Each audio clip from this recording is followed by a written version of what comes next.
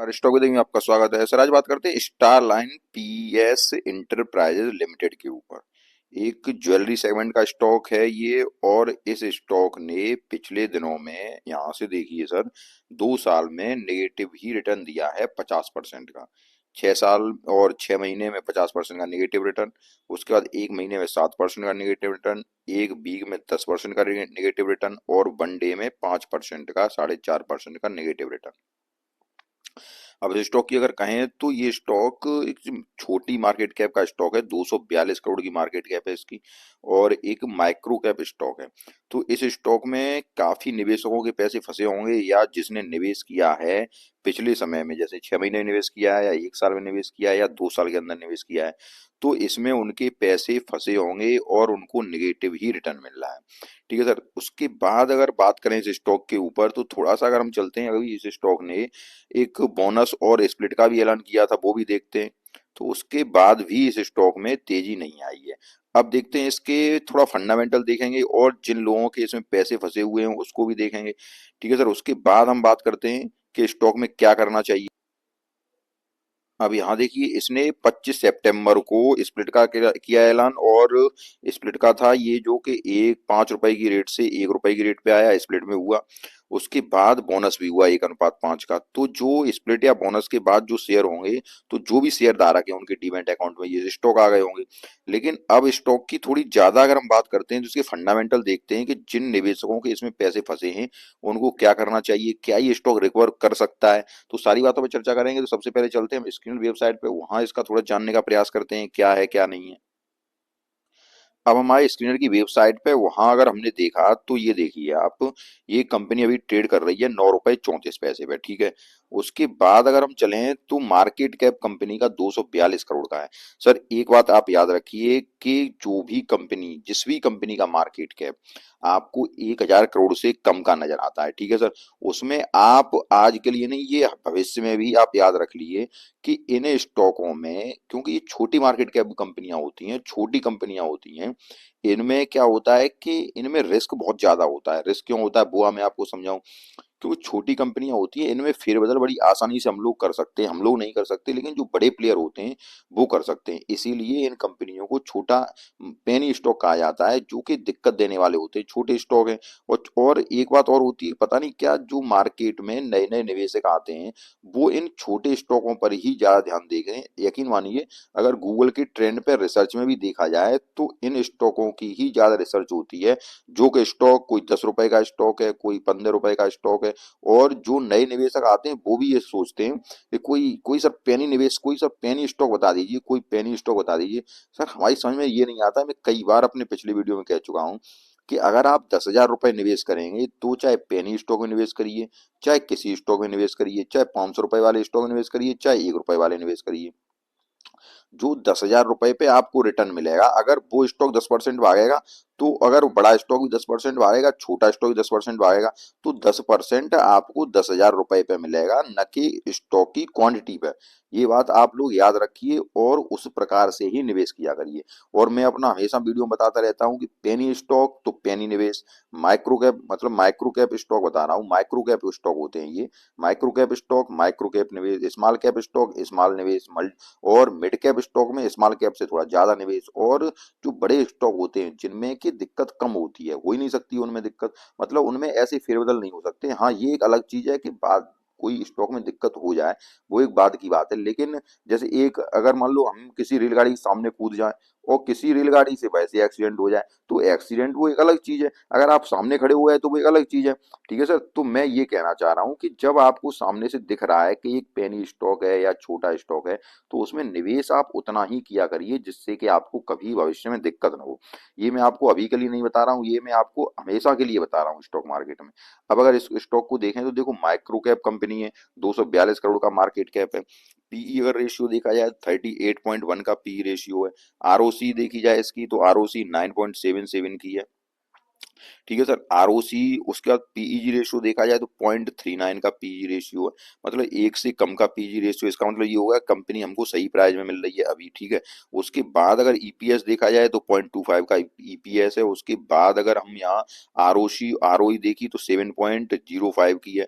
तो ROC ROE थोड़ा 15 से कम है, लेकिन ये भी नहीं है कि नेगेटिव है या मतलब कुल मिला के ठीक ठाक है। उसके बाद बुक वैल्यू अगर देखी जाए तो 1.25 की बुक वैल्यू है इसकी स्टॉक की, और रिजर्व कंपनी के पास 6.45 करोड़ के रिजर्व भी है कंपनी के पास।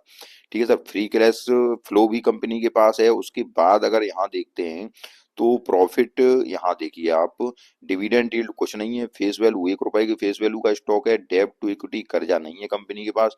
दूसरी बात ये देखिए कि पेट्रोस्कोस की स्कोर इसका 8 का है, जो कि बहुत ही अच्छा है सर। 8 और 9 के पेट्रोस की स्कोर वाली कंपनियां बहुत ही कम होती हैं, तो पेट्रोस की स्कोर अच्छा है कंपनी का। यहाँ से ओवरऑल मैंने देखा तो इसमें कोई भी दिक्कत नजर नहीं आ रही है इस स्टॉक में। ठीक है। अब मैं थोड़ा सा आगे बताऊंगा, आगे देखते हैं क्या है। आगे अगर हम देखें तो आगे इसका रिजल्ट भी इस बार के आए हैं। अगर रिजल्ट देखे जाए कंपनी के, तो रिजल्ट देखिए सितंबर के क्वार्टर के रिजल्ट, इस बार के जून के क्वार्टर में जो सेल्स हुई थी 17 करोड़ की, वो लगभग 24 करोड़ की हो गई है।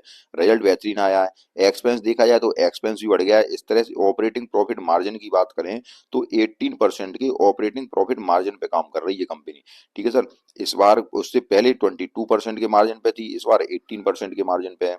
ठीक है। उसके बाद अगर देखें नेट प्रॉफिट अगर देखा जाए तो नेट प्रॉफिट भी 3.25 करोड़ का है। उससे पहले लगभग 2.85 करोड़ का, उससे पहले नेट प्रॉफिट हुआ नहीं था, लेकिन उससे पहले तो नेट प्रॉफिट भी कंपनी का अच्छा हुआ है। ईपीएस भी कंपनी का ठीक है। ओवरऑल प्रदर्शन कंपनी का ठीक है। इसके बाद अगर थोड़ा सा अगर हम बैलेंस शीट पे अगर चलते हैं, ये साल दर साल का प्रदर्शन है, और बैलेंस शीट पे अगर चलें तो बैलेंस शीट आप देखिएगा कि इक्विटी कैपिटल 25.94 है, इस बार बढ़ गया है इक्विटी कैपिटल भी। रिजर्व कंपनी के पास लगभग 6 करोड़ 45 लाख का रिजर्व है, जो कि रिजर्व लगातार कंपनी का बढ़ता जा रहा है। ये देखिए आप, रिजर्व 1.88 करोड़ 2.04 करोड़ लगातार रिजर्व बढ़ रहा है। कर्जा अगर देखें तो कर्जा कंपनी के पास कम होता गया है, कर्जा है ही नहीं है कंपनी के पास। लाइबिलिटीज फिक्स्ड एसेट देखे जाए तो फिक्स्ड एसेट कंपनी के पास है। देखिए फिक्स्ड एसेट जो है कंपनी अपने अनुसार बढ़ाती ही जा रही है। ये देखिए कार्य प्रोसेस देखिए, काम जो चल रहा है कंपनी का वो देखिए 5.29 करोड़ का। लेकिन अब एक बात समझ में नहीं आ रही, उससे पहले ही 5.29 करोड़ का, फिर 5.29 करोड़, लगातार ये 5.29 करोड़ का काम चल रहा है। ठीक है सर। और ये 5.29 करोड़ का काम, अब यहाँ से 5.29 करोड़ का चला तो यहाँ जुड़ गया। ठीक है सर। यहाँ जो कि जो कार्य प्रोसेस में होता है वो अगर आप देखें तो थोड़ा सा मैं समझाऊं, यहाँ अगर ये जो वर्क प्रोसेस अगर देखा जाए तो ये थोड़ा डीपली देखो इसको, तो ये 5.29 करोड़ का जो काम है ये लगातार आप देखिए कब से चल रहा है, ये मार्च 2020 से। तो 5.29 करोड़ का काम मार्च 2020 में भी, उसके बाद लगातार, लेकिन ये काम फिक्स एसेट में परिवर्तित नहीं हो पा रहा है। ठीक है सर। क्योंकि जो काम चल रहा है तो ये लगातार वही काम, एक ही कार्य चलता रहा है कंपनी में। 5.29 करोड़ का वहां पे भी, 5.29 करोड़ का अगली साल भी, फिर अगली साल भी, और फिर अगली साल भी, और जबकि ये फिक्स्ड एसेट में परिवर्तित नहीं हो पा रहा है इसका।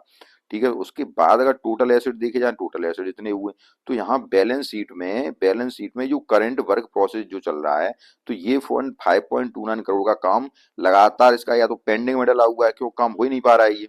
अब अगर आगे चलते हैं, हाँ यहाँ आगे देखते हैं, आगे हमारे रेशियो में, तो रेशियो में अगर हम निकल के आए तो रेशियो में आप देखिए डेब्टर डेज और इन्वेंट्री डेज, डेज पेबल, ये सब 90 दिनों के अंदर होने चाहिए। तो डेब्टर डेज कंपनी के 0 दर्शा रहे हैं ये। इन्वेंट्री डेज 5.06 हैं। इन्वेंट्री डेज मतलब ये इन दिनों को 90 दिनों के अंदर तो ले आए। डेज पेबल देखा जाए 34.21 का है। और उसके बाद working capital days, cash conversion cycle, ये भी कंपनी के ठीक ठाक चल रहे हैं। आरओसी आरओई ठीक ठाक है। ROC return on capital equity है, वो 9.77 की है। ठीक है सर। यहाँ पे अगर देखें तो ये तो वर्क प्रोसेस वगैरह सारा कुछ ठीक है कंपनी के पास। डेज पेबल 34 है, उसके बाद इन्वेंट्री डेज 5.06 है, तो ये सब सही दर्शा, सही मतलब ठीक ठाक काम चल रहा है इनका। अब यहाँ से अगर, क्योंकि ये जो काम है ये 90 दिनों के अंदर होता है, तो ये पता चलता है कि कंपनी का कामकाज कितना सही है, क्योंकि 3 महीने के अंदर कंपनी के रिजल्ट आते हैं। ठीक है सर। अब जब रिजल्ट आते हैं तो 3 महीने के अंदर कंपनी का सारा काम हो जाना चाहिए, तो इससे ये पता चलता है कि कंपनी का वर्क प्रोसेस कितना जबरदस्त चल रहा है। ठीक है।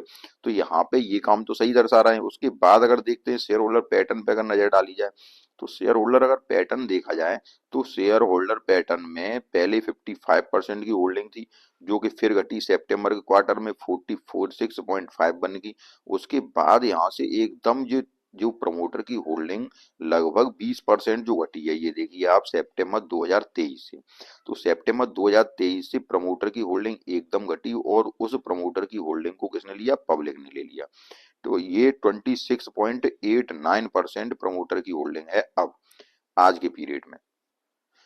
अब हम चलते हैं कंपनी के चार्ट की तरफ, तब फिर आगे डिसीजन लेते हैं कि आगे करना क्या है। देखो इसमें और तो सारा कुछ ठीक ठाक नजर आया, लेकिन एक ही दिक्कत नजर आई कि जो कंपनी का CWIP है वह 5.29 करोड़ का लगातार बना हुआ है। कब से बना हुआ है?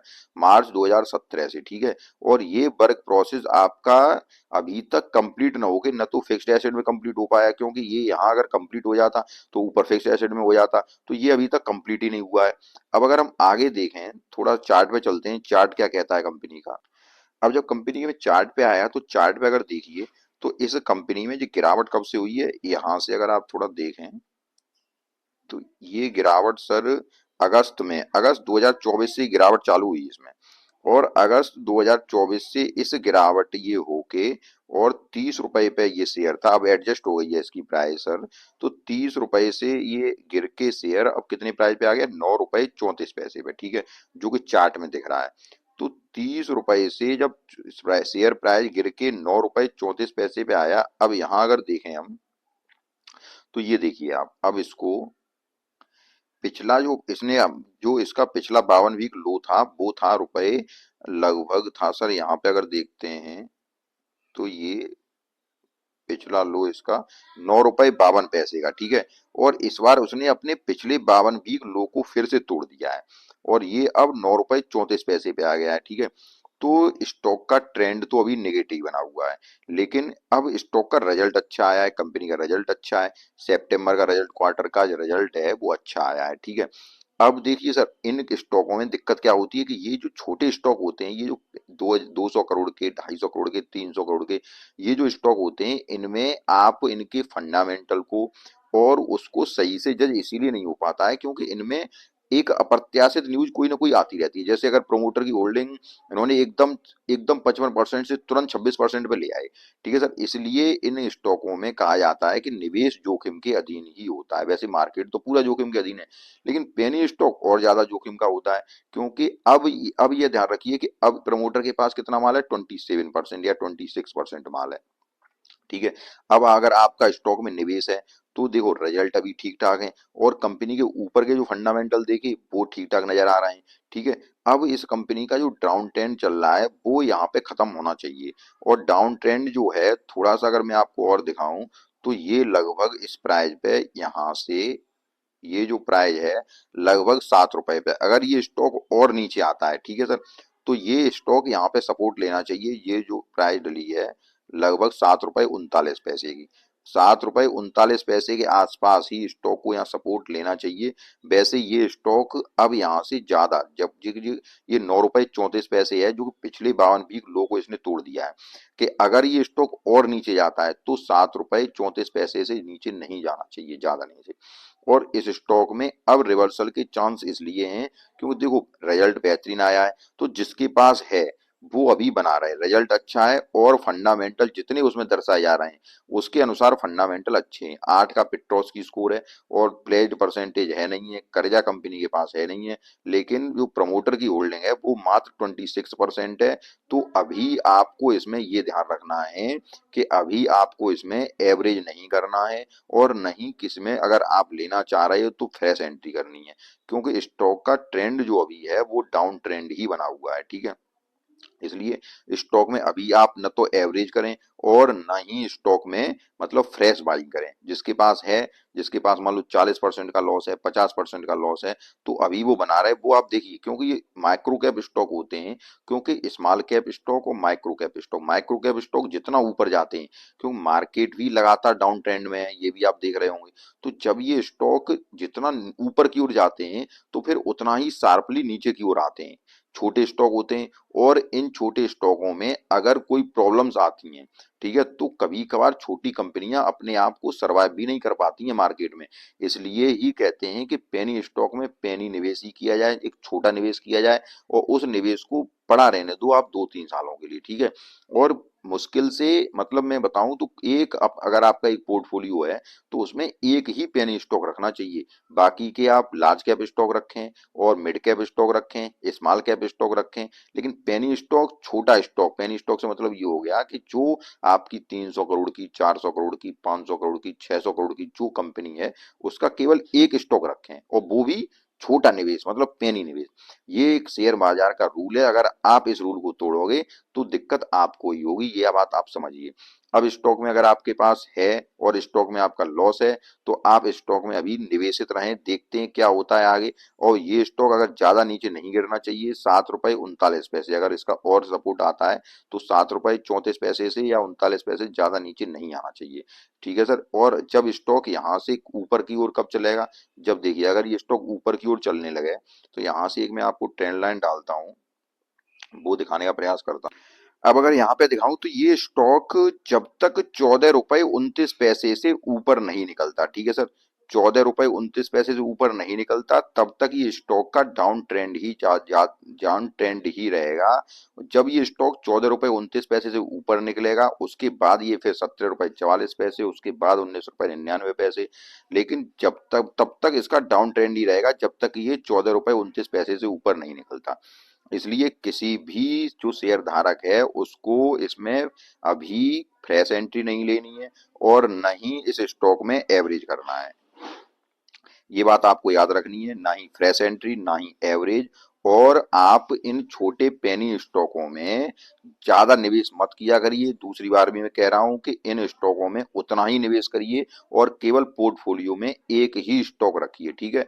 छोटे स्टॉक होते हैं, पेनी स्टॉक होते हैं, जो भी 1,000 करोड़ से कम की कंपनी है उसको आप केवल एक स्टॉक अपने पोर्टफोलियो में, बस इससे ज्यादा नहीं, और वो भी एक माइक्रो निवेश। अगर आप इन बातों को फॉलो करेंगे तो आप हमेशा मार्केट में सही से निवेशित रहेंगे और मार्केट को लंबे समय तक आप लोग, मतलब ट्रेडिंग कर पाएंगे, ट्रेडिंग नहीं इन्वेस्टमेंट कर पाएंगे, ठीक है। ट्रेडिंग तो नहीं करनी है, ट्रेडिंग तो मतलब व्यापार ही है, सारा कुछ इन्वेस्टिंग हो चाहे कुछ व्यापार ही है, लेकिन कब, जब आप लंबे समय तक तभी निवेशित रह पाएंगे जब आप एक पेनी स्टॉक में पेनी निवेश, स्मॉल कैप स्टॉक में स्मॉल निवेश, मिड कैप स्टॉक में स्मॉल कैप से ज्यादा निवेश और लार्ज कैप में थोड़ा ज्यादा निवेश करेंगे। तब आपको मेरी बात, सारी बात समझ में आई होगी, सारी बात समझ में आई हो तो वीडियो को लाइक कीजिए, चैनल को सब्सक्राइब कीजिए, धन्यवाद।